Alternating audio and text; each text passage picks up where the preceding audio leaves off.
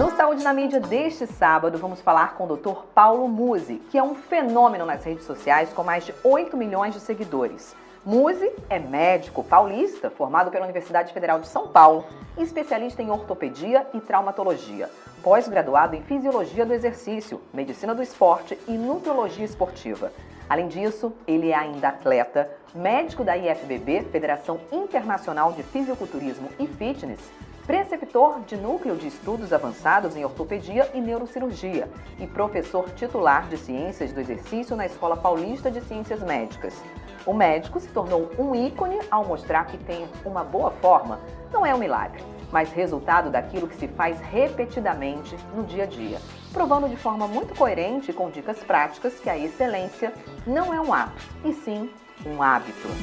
É uma honra estar recebendo hoje o Dr. Paulo Musi, esse ícone, inspiração para muita gente, para atletas e profissionais de saúde na área de medicina esportiva. Vamos conversar um pouquinho com ele hoje no Saúde na Mídia, com exclusividade para você que acompanha a gente. Bom dia, doutor Paulo. Bom dia, Karina. Bom dia, doutor. Seja muito bem-vindo à Saúde na Mídia. Muito obrigado. O que nós é um prazer conversar? recebê-lo aqui. Bom, para começar, você inspira muita gente, né? 8 milhões de seguidores. Mas a gente queria saber como começou a sua jornada na medicina esportiva para entrar nesse segmento, nessa área. Bom, com 0 seguidores, né? A gente começa com esforço e trabalho.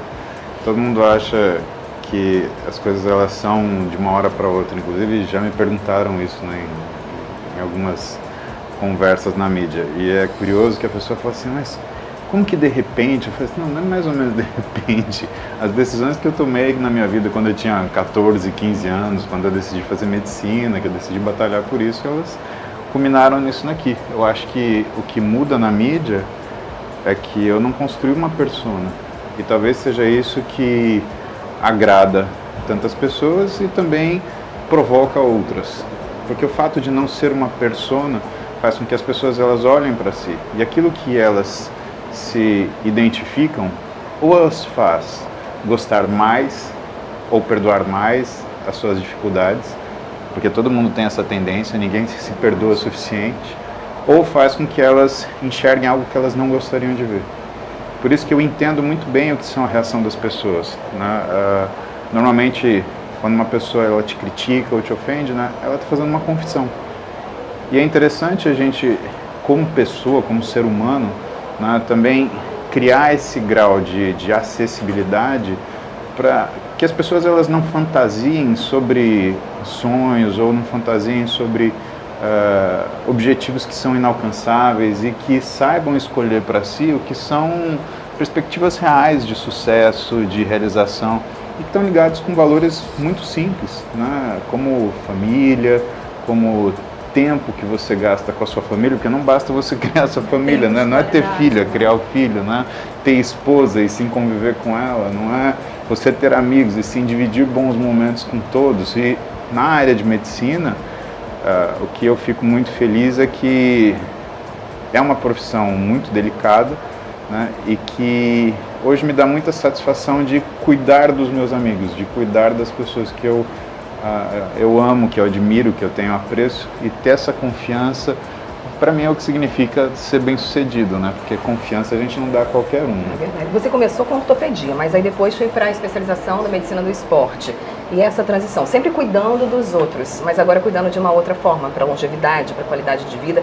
E essa transição, essa carreira, como é que foi essa jornada? Não é uma questão de como, o que foi a minha escolha, é questão de como as pessoas enxergaram, né? Eu não tinha tempo de fazer uma coisa depois da outra, então eu fiz o meu curso de medicina esportiva, ainda estava na residência de ortopedia, né, como se eu não tivesse nada para fazer. Né? Mas eu entendia que existia uma necessidade das coisas complementarem, porque, por exemplo, dentro da ortopedia você atende um trauma, e você vai lá e coloca N parafusos na pessoa, faz uma cirurgia maravilhosa, faz aquele raio-x lindo, né, de cirurgião, fala, nossa, que coisa bonita. Ostenta, né, aquele laudo ali, pronto. Só que o grande problema é que parafuso não cola osso, parafuso não cicatriza músculo, não cicatriza tendão.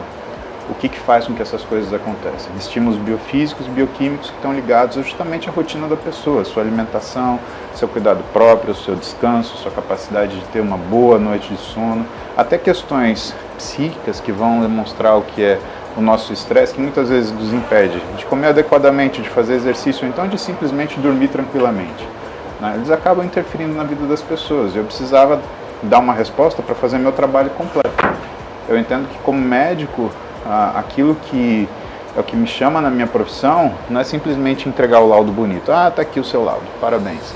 Não, é entregar aquilo que a pessoa ela veio se queixar. A pessoa não veio me procurar para ter um laudo bonito, ela veio até mim porque ela queria se sentir bem.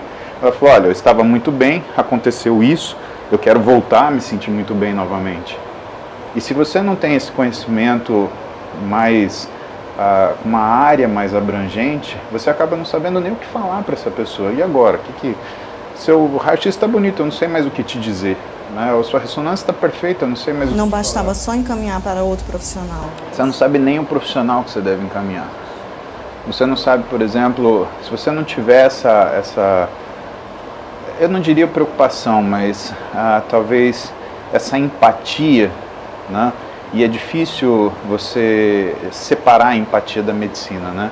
Principalmente porque o que acontece com a divisão das profissões? Você pega, por exemplo, a psicologia. Ela transformou a empatia e o acolhimento em profissão. E aí dá a sensação para nós médicos que, não, tudo bem, o psicólogo faz isso. Vou simplificar meu trabalho. Só que a simplificação, né, a heurística, né, que é você dividir um grande problema em partes pequenas para conseguir resolvê-lo, ele não te desobriga a tomar o cuidado de fazer um atendimento completo para a pessoa. Né? Ninguém atende o telefone, escuta e fala assim, eu gostaria de falar com fulano, aí você simplesmente passa o telefone. Não, você, olá, bom dia, você ligou para tal número, como vai, com quem você gostaria de falar? As coisas são assim. E esse diálogo que a gente pode dizer entre as profissões, elas começam com essa capacidade de multidisciplinaridade. Né? Me chama a atenção, né, e eu tenho gastado muito tempo estudando, além do que são as disciplinas básicas, né, daquilo que eu faço, que é um trabalho construtivo, mas sobre o ser humano em si. Né? A base é o ser humano, né? O cuidado do ser humano. A gente não trata a ferida. Daí fica uma abordagem totalmente diferenciada e única, quando você começa a fazer esse complemento. E não é nem única, tem tantos profissionais que fazem isso. Olha, por exemplo, os enfermeiros. Se você olhar um enfermeiro, né, que transformou o cuidar na profissão, ele faz isso dia a dia. E talvez ele nem se dê conta. Agora, quando você... E também isso é uma questão de cultura, onde o médico foi sendo empurrado. Não, você não pode falar disso, teu negócio é medicina. O médico virou um curandeiro de ferida. Né? E agora a população se deu conta e falou, opa, mas não é um curandeiro que eu quero um médico. Eu quero um sujeito que me encontre numa situação onde ele saiba o que eu preciso para aquela específica área e entender que às vezes a dor que eu tenho, na realidade é uma angústia sobre uma coisa que eu não consigo fazer. Às vezes a pessoa te procura não é porque ela tem dor, é porque ela gostaria de fazer algo que ela não consegue. É a nossa preocupação, por exemplo, à frente do Instituto da Mobilidade em São Paulo, né? Não é simplesmente pegar e tratar aquele problema, é garantir que a pessoa volte a fazer aquilo que ela fazia. Por quê? Dar autonomia para aquele paciente. E liberdade. Porque autonomia é liberdade. E aí você fala assim, o envelhecimento. A liberdade, por exemplo, de um avô pegar o seu neto no colo. Perfeito. De brincar com seu filho, né? Infelizmente, brincar com o filho. Hoje tem uns pais que estão muito descondicionados, né? Mas quando a gente pensa assim, a gente muda o mindset. Quando a gente começa a pensar que é para a vida e não só para a estética. E é algo que as pessoas devem associar muito. Porque como você fala muito sobre essa abordagem diferenciada, completa, fazendo saúde mais como um tripé do corpo, mente e espírito, que é totalmente diferente da gente olhar o Dr. Paulo Musi e pensar só no atleta fitness. É uma abordagem mais complementar e é justamente essa que vai levar para a vida, que é o que você prega nos seus programas, né? Inclusive tem o Health Us, que agora é uma novidade, sim, e a gente quer saber um pouquinho mais sobre isso também. Bom, o Health You, ele é a junção de todas todo esse material que eu criei até hoje, né? Porque, na verdade, quando as pessoas veem uma imagem minha, elas veem a imagem da carne. Eu queria que elas vissem a imagem dos meus professores. Onde estão os meus professores? Meus professores estão naquilo que eu falo. Por exemplo, a gente está falando sobre multidisciplinaridade. A primeira pessoa que falou isso foi uma pesquisadora fenomenal, Eleanor Ostrom. É um prêmio Nobel de economia, um dos poucos, talvez o único prêmio Nobel de economia mulher, né? E que ela foi muito taxativa quando ela falou: a sociedade só se desenvolve quando existe especialização dos objetos e das carreiras. Então, o que a gente está falando, o que a gente está assumindo, né? Quando você tem, por exemplo, uma organização tribal, né, o líder da tribo, ele acumula certos cargos. Ele é o chefe social, ele é o chefe religioso, ele é o curandeiro. E quando a gente olha, por exemplo, o que é a estrutura de modernização da sociedade, é cada um momento as pessoas elas se especializando em determinadas áreas e buscando mais aquele conhecimento. Na verdade, quando nós observamos o que é a área da saúde, que é o que eu posso falar porque é o que eu atuo, né? A gente percebe que existe um tronco central de conhecimento que é o bem-estar das pessoas e a percepção de saúde e de doença. E que isso é sustentado por uma gama de raízes que vão a direções completamente opostas, né? A estrutura rizomática do conhecimento na saúde. Aquilo tem uma profundidade, aquilo tem uma amplitude. E por mais que a gente esteja falando saúde, tem uma pessoa que está nesse ponto da raiz, tem uma pessoa que está aqui. Como que a gente faz para se comunicar? Então, a ideia é que, na verdade, as pessoas elas entendam que o trabalho multidisciplinar, ele não separa a raiz da árvore. Eu não estou tão distante assim do psicólogo, eu não estou distante do enfermeiro, eu não estou distante do fisioterapeuta, eu não estou distante do nutricionista, eu não estou distante jamais de um profissional de educação física. Mas essa conexão ela tem que ser exercida, porque senão essa perda ela acontece. E falando de conexão, o que significa para você ser inspiração para milhões de pessoas, inclusive para atletas como o Cristiano Ronaldo? Como é que é isso na tua cabeça? Como é que você lida com isso? É uma grande responsabilidade, né? E eu tenho muita dificuldade em raciocinar com isso, porque ao mesmo tempo que te dá uma satisfação por falar sou ouvido e compreendido, te dá outra perspectiva, que é eu tenho a responsabilidade de sempre alimentar aquilo de bom pelo que as pessoas me responsabilizam, e gera uma autocobrança.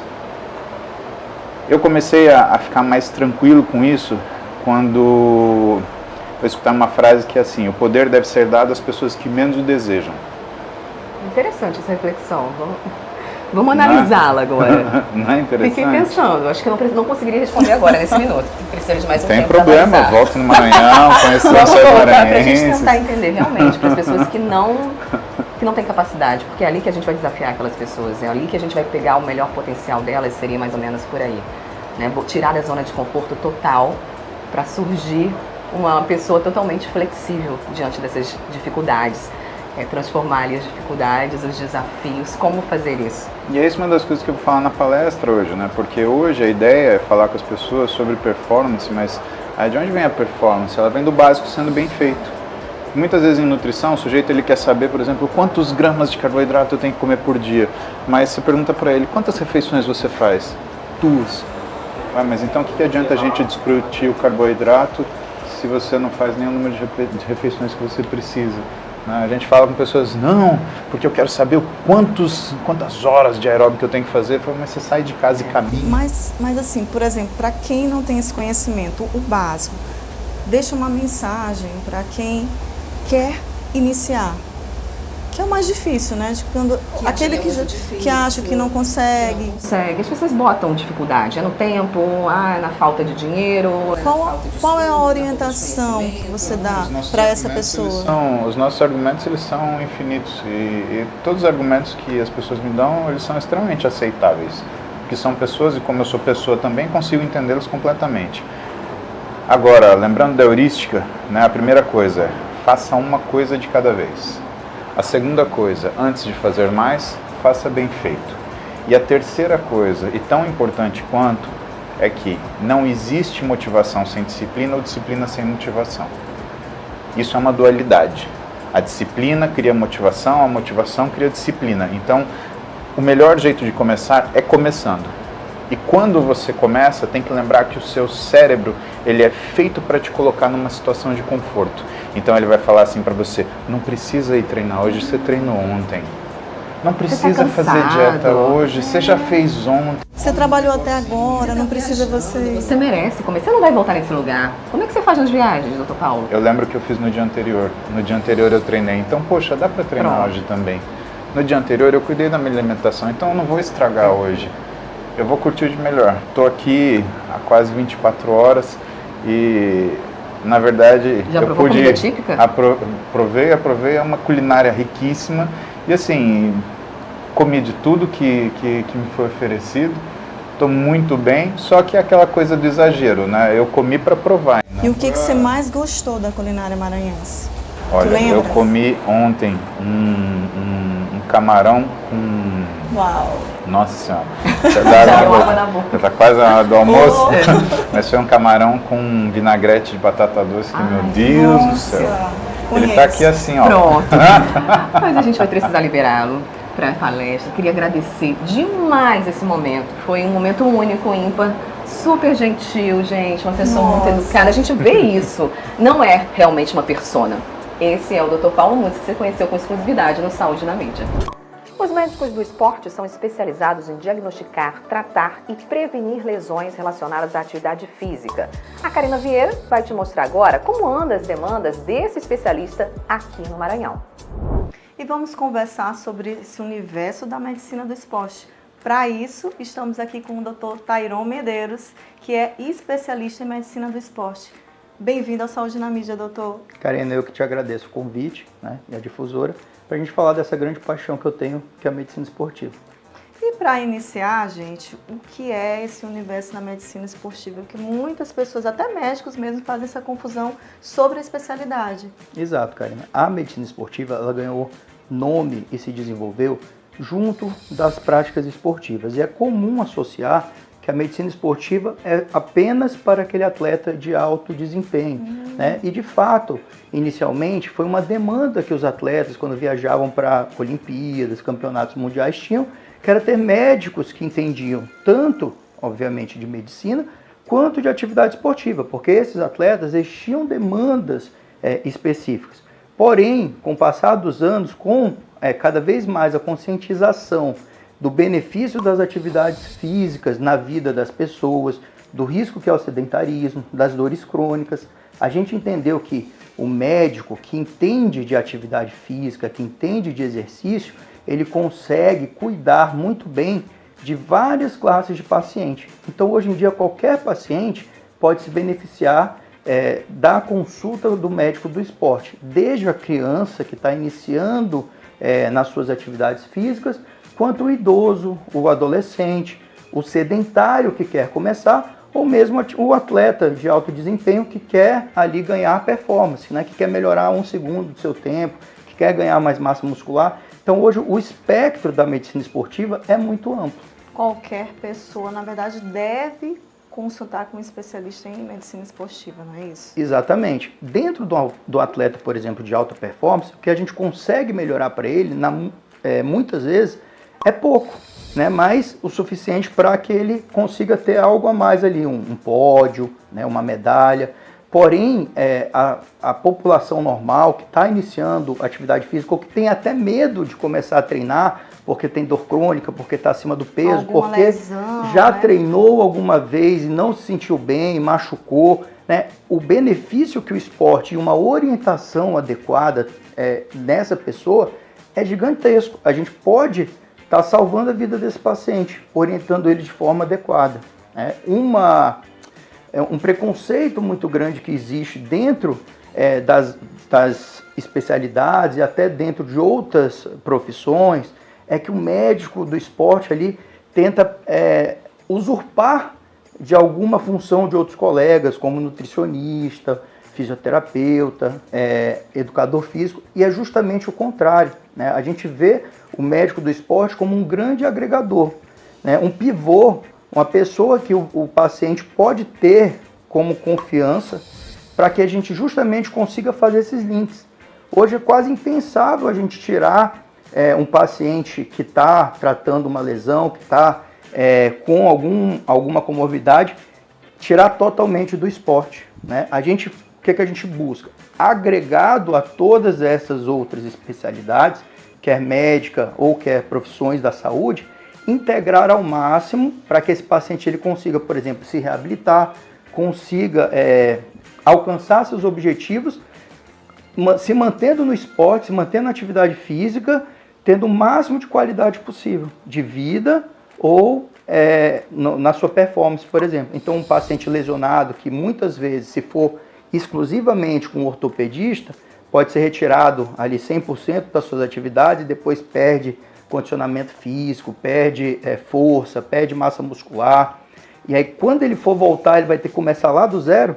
Quando ele tem um acompanhamento com o médico do esporte e uma equipe multidisciplinar adequada, ele não vai regredir tanto, mesmo tratando uma lesão, ele consegue se manter ativo com adaptações que o médico do esporte, em conjunto com as outras disciplinas, consegue ajustar, né, para esse paciente, e aí ele não vai mais começar do zero, né? Ele vai sim perder porque ele está em um processo de reabilitação, em um processo ali de tratamento, porém o tempo de reabilitação dele vai ser bem encurtado.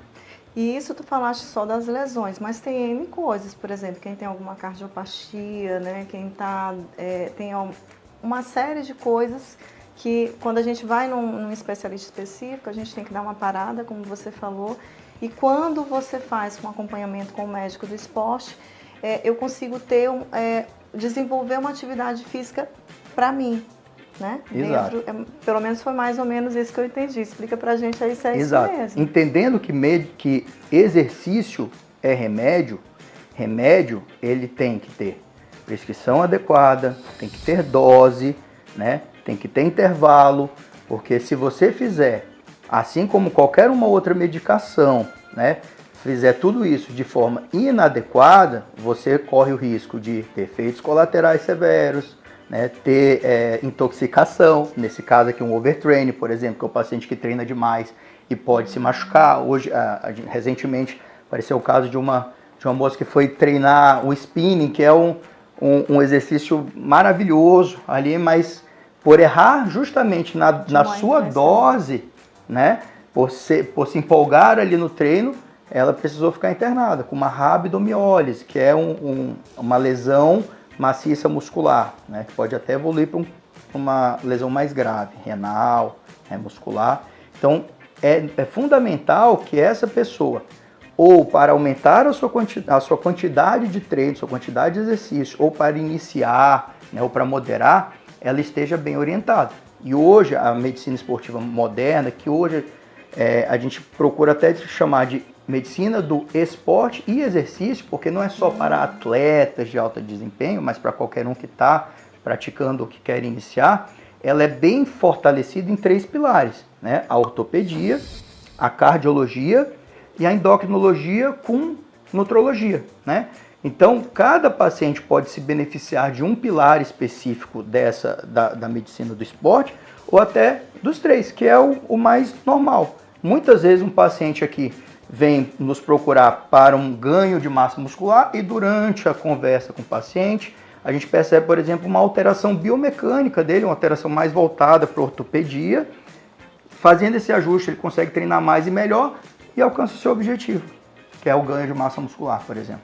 E para iniciar, como é que é essa consulta com o médico do esporte? Antes de tudo, o médico do esporte é um bom clínico. Então a consulta, ela é diferenciada porque ela começa com uma boa conversa, assim como a gente está tendo aqui. É necessário que o médico do esporte, ele faça uma anamnese bem detalhada do paciente, entenda como é o perfil desse paciente, quais são os seus objetivos, como é a sua carga diária. É muito diferente, né? A gente vê, por exemplo, paciente que quer ser maratonista, mas trabalha 12 horas por dia, depois veste o short e vai correr. É diferente esse tipo de paciente do paciente que ele tem uma rotina de treino, uma rotina de sono, né, uma rotina de descanso. Então a gente vai ter que ajustar a realidade de cada paciente, de sua rotina de trabalho, de sua rotina de descanso, de alimentação, para o seu objetivo, para aquela atividade que ele quer fazer, né? Se aquilo é o mais adequado. E aí muitas vezes a gente precisa trabalhar de 2 maneiras. Ou adaptar o paciente ao esporte, né? Ou adaptar o esporte ao paciente. Porque tem pacientes que você pode... o paciente quer correr, mas ele está muito acima do peso, está muito descondicionado, né? Tem alterações biomecânicas, ortopédicas muito específicas que a gente vê que se ele tentar iniciar uma prática esportiva inadequada para aquela condição clínica dele naquele momento, pode fazer mais mal do que bem. Então você vai chegar nesse paciente e falar, olha, você pode correr de determinada maneira, mas tem uma academia, tem um fortalecimento, tem um personal, tem uma bicicleta. Você tem interesse em fazer esse outro tipo de esporte? Eu falei, doutor, nunca tinha pensado, mas eu posso fazer. Então vamos tentar fazer assim, olha, você faz um dia esse, aí você vai descansar tanto tempo, faz no outro dia esse tipo de atividade e você vai montando estratégias para que esse paciente se beneficie cada vez mais das atividades esportivas. E não tem um trauma, não, comecei a correr, me machuquei, não quero mais nem saber, entendeu? Existe algum check-up, como tem nas outras especialidades, para quem vai fazer, olha, eu pratico atividade física, não sou um atleta, mas faço minha musculação tantas vezes por semana. Então, tem algum check-up para quem está iniciando, para quem é atleta já de alta performance? A gente já entendeu aqui, pelo que você falou, que isso é uma coisa que tem que estar aqui com vocês sempre, né? Exato. Agora, para quem está iniciando, para quem está em casa, como começar? Os exames, eles são complementares, então não existe uma receita de bolo, né? Para cada paciente, você tem exames específicos e é fundamental que nesta anamnese a gente consiga entender as necessidades, as demandas do paciente, para que a gente possa fazer essas solicitações, mas existem sim, né?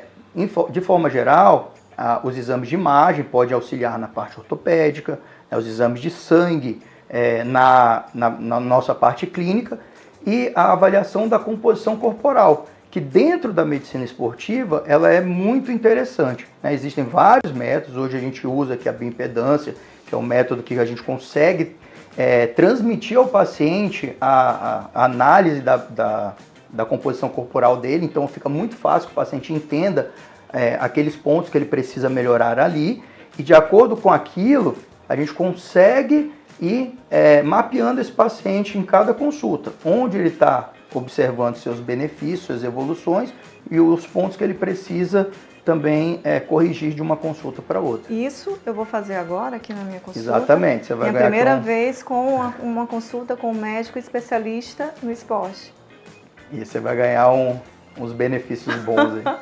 Então bora? Vamos. Mudança de look, mudança de cenário para apresentar para vocês a nossa avaliação. Agora eu vou fazer o quê, doutor?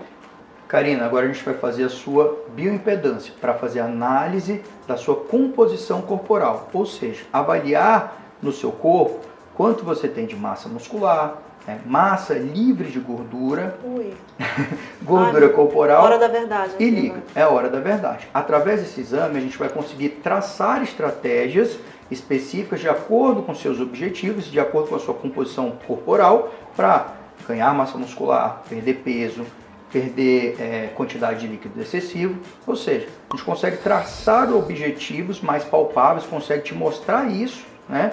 E acompanhar através desse exame a sua evolução positiva, que a gente espera, e também algumas negativas para a gente ir corrigindo ao longo das consultas. Eu brinco que a medicina esportiva ela é um casamento, né? Muitas vezes você não acerta 100% ali quando se junta, né? Mas ao longo do processo você vai corrigindo, modelando e tornando aquela relação entre médico e paciente cada vez mais harmônica. Bora? Karina, nesse momento nós vamos fazer uma análise da tua postura, para entender se você tem alguma alteração na tua postura, na tua biomecânica, que possa vir a interferir no teu treino e nos teus objetivos, numa corrida, numa academia, né? O grande objetivo também da medicina esportiva não é só tratar, mas principalmente prevenir lesões. Um paciente que ele está se prevenindo, ele tem mais longevidade na atividade física, ele consegue treinar mais, em maior intensidade, por maior tempo, e isso com certeza vai gerar resultados mais expressivos para ele, quer na perda de peso, quer na performance, na melhora das suas funções e também no ganho de massa muscular, num shape mais estético, né? Então, aqui a gente consegue fazer essa avaliação. Karina, aqui a gente vai fazer 2 análises para você, tá? A baropodometria é um exame que faz a avaliação da sua pegada, da sua pisada, né? Então, o paciente que está correndo, que tem algum tipo de dor ou desconforto no pé, a gente consegue, através da baropodometria, analisar o tipo de pressão, o tipo de pisada e orientar o calçado mais adequado para esse paciente e até eventualmente uma reabilitação para o seu pé e tornozelo. Alguns pacientes também podem se beneficiar das palmilhas ortopédicas e através da baropodometria computadorizada a gente consegue prescrever essas palmilhas, né?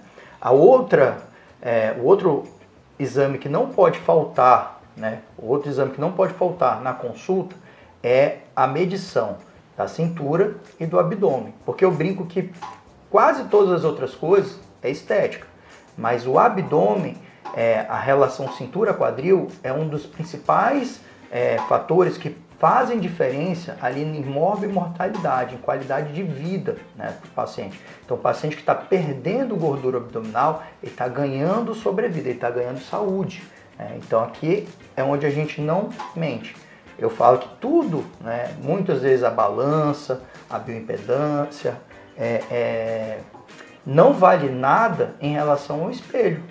O paciente, ele se acordar de manhã e se olhar no espelho e ver que ele está bem, é muito mais importante. Está se sentindo bem, não é só a aquela questão da roupa que ele estética. queria colocar está cabendo, né? Ele está mais forte, ele está mais disposto. Isso é o grande ganho para o paciente, é o ganho de qualidade de vida. Até né? porque, doutor, às vezes a gente faz todo um tratamento, aí você vai na balança, nossa, praticamente eu não emagreci, mas tem também a perda de gordura e o ganho de massa, porque a massa também é pesada, não é isso? Exatamente. E aí as pessoas fazem uma confusão de achar que não está dando certo. Exatamente. Essa fitinha aqui, ela não deixa a gente mentir. Ai, né? meu Deus. A gente, na grande maioria das vezes, o paciente que não mudou o peso ali, mas a bioimpedância demonstra uma melhora de massa muscular do paciente. A fitinha vai ver que o paciente perdeu, por exemplo, metragem, né? Perdeu circunferência abdominal, que é, mais uma vez, uma demonstração que ele vem evoluindo nos seus objetivos. Karina, tá aqui teus exames, tuas orientações. A gente vai ter algumas consultas de retorno para a gente ver se seus objetivos vão ser alcançados. Show de bola, doutor. Muito obrigada. Queria agradecer aqui a sua participação, agradecer a Clínica Performance por dar essa aula aqui pra gente, mostrar um pouquinho desse bastidor para quem está aí nos assistindo. E é com você, Amanda.